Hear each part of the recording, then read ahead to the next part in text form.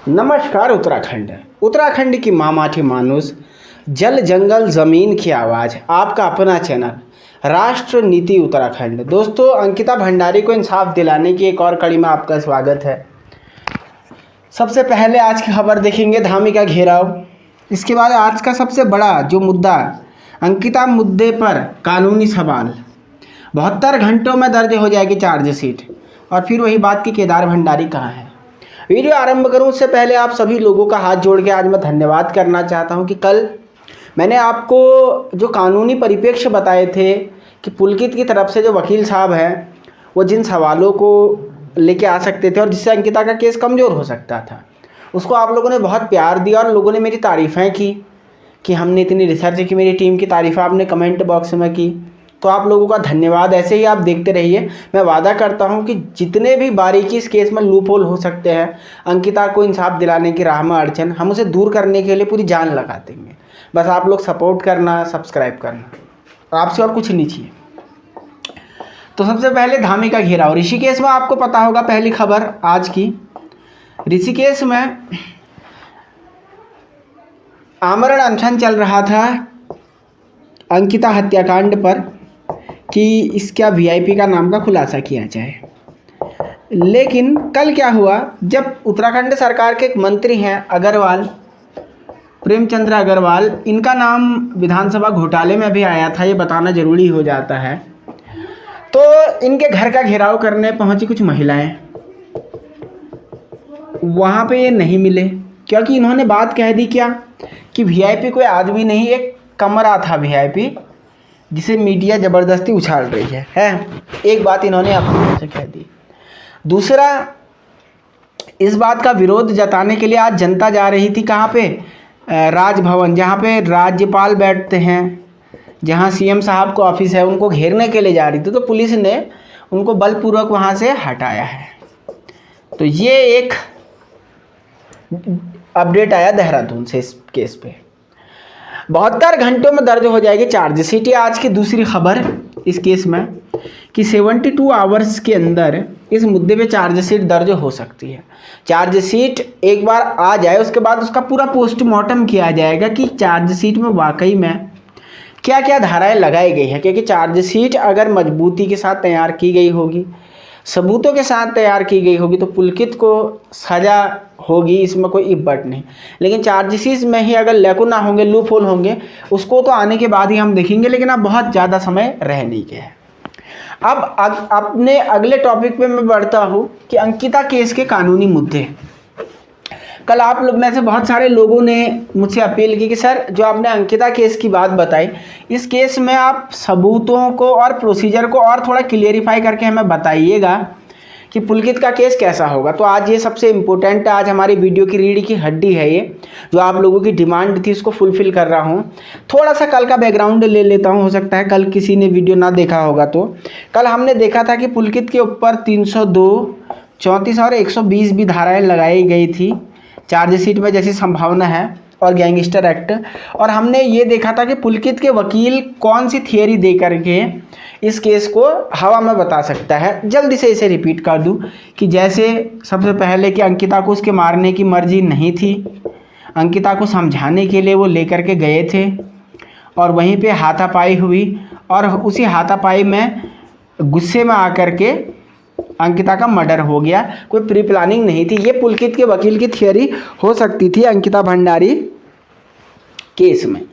अब आज मैं इसी से आगे की कहानी स्टार्ट करूंगा कि कैसे जो साबित करने की चुनौतियां होती है। देखिए, फांसी की सज़ा सब लोगों को चाहिए, लेकिन फांसी की सज़ा दिलाना वास्तव में इतना आसान नहीं है।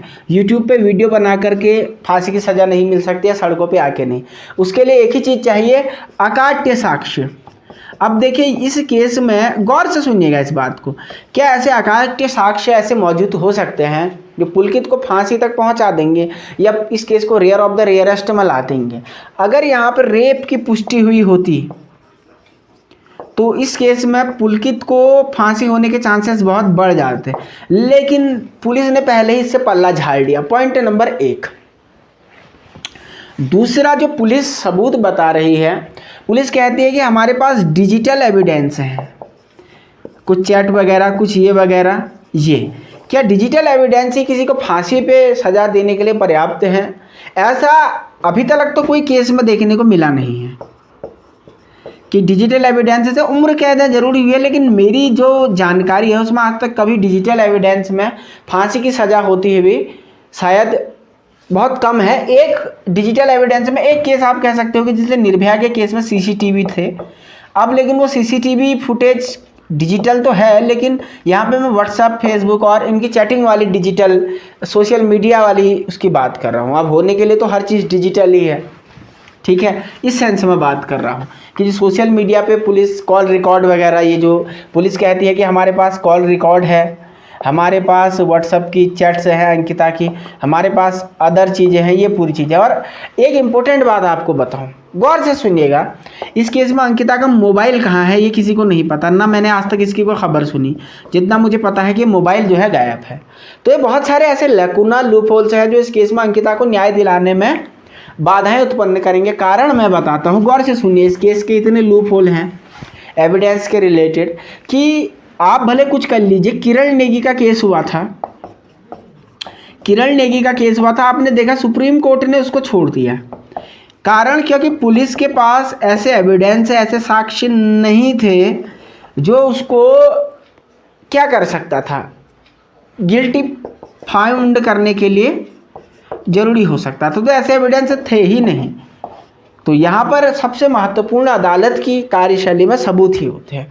और यहाँ मैंने आपको बता दिया कि पुलिस जो है डिजिटल एविडेंस के भरोसे चल रही है, और दूसरा उनके इकबालिया बयान पे भी पुलिस चल रही है। अब एक तो पुलिस का ये हो गया, चलिए एसआईटी ने कह दिया कि भैया हमारे पास जो है डिजिटल एविडेंस है। अब दूसरे केस में आप आ जाएं, यहाँ पे ये बंदे कहते हैं कि पुलिस वाले कि हमारे पास इकबालिया बयान है। आपको बता दें कि कोर्ट में कल को सीधे उठ के कह देंगे नहीं हमने नहीं किया है, नो। कि जब इनसे जैसा आप पूछेंगे कह देंगे कि पुलिस वाले के दबाव में ये मार पीट रहे थे हमारे साथ, तो अतः मैंने इनसे डर के कह दिया कि हमने खून किया, हमने तो करा ही नहीं। वो वैसे ही चले जाएगा। और बाकी डिजिटल एविडेंस से किसी को फांसी साबित हो जाए, केवल डिजिटल एविडेंस से सज़ा हो जाएगी 302 उम्र कैद। और उसको फिर ये उम्र कैद में भी अगर पुलकित का वकील की ये थियरी आप याद रखें तो कहीं ना कहीं मामला अब हाथ से जाता दिख रहा है। अगर बस हमें वेट है चार्जशीट का, क्योंकि चार्जशीट में हो सकता है जो एसआईटी नहीं कह रही हो, क्योंकि कई बार ऐसा भी होता है कि ये तो मीडिया की स्पेकुलेशन से है कि भाई चार्जशीट में इसके अलावा कुछ नहीं है। हो सकता है पुलिस के पास ऐसे अकाट्य साक्ष्य, ऐसे एसआईटी के पास अकाट्य साक्ष्य मौजूद हो जो इस केस को नहीं दिखाते, लेकिन ये हो तभी बात है। अगर नहीं हो, जितना मीडिया में अभी तक छन छन के अगर यही है, तो बहुत कम चांसेस है कि पुलकित को फांसी की सज़ा होगी, बहुत कम, एक 5 या 10%। जो क्या होगा ये न्यायपालिका का काम है, लेकिन पुराना रिकॉर्ड देख के, केसों का ट्रैक रिकॉर्ड देख के इतना तो हमको भी पता चल ही जाता है। तो ये बात मैं कह रहा हूँ।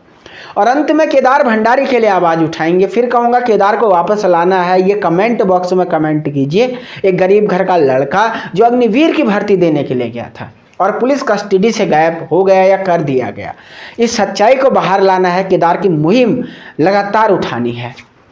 तो फिर कल मिलेंगे एक और वीडियो में अंकिता भंडारी के सारे अपडेट्स और सारे लीगल एस्पेक्ट के साथ। तब तक के लिए स्वस्थ रहिए, मस्त रहिए, अपनों का ख्याल रखिए, देखते रहिए राष्ट्रनीति उत्तराखंड।